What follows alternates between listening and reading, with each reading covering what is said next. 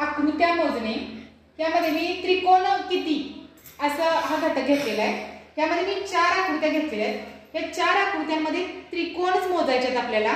बघा इथे पहिली आकृती दिल्या त्यामध्ये असं चौकोन दिले आणि त्रिकोण मोजायला सांगितले, तर आपण याला अंक देऊन घ्यायचे 1 2 3 4।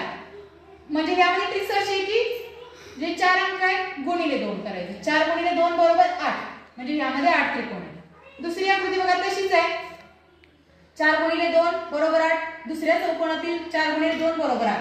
पण इथं Q व T बघा, हे T व Q मुळे 2 त्रिकोण तयार झाले, म्हणून ते एक्स्ट्रा 2 त्रिकोण वाढवायचे। म्हणजे 8 अधिक 8 अधिक 2 बरोबर इथं 18 झाले। परत इथं दुसरी आकृती आहे बघा, त्यामध्ये एकूण त्रिकोण किती। मग यामध्ये एकूण आपण नंबरिंग दिलं, त्याचा सर्वात मोठा अंक गुणिले 2 ही छोटी ट्रिक्स आहे यामध्ये। म्हणजे इथे किती झाले 8 दुनी 16। आता यामध्ये सुद्धा तसंच आहे, यामध्ये एक छोटा चौकोन आहे आणि पुन्हा मोठा चौकोन आहे।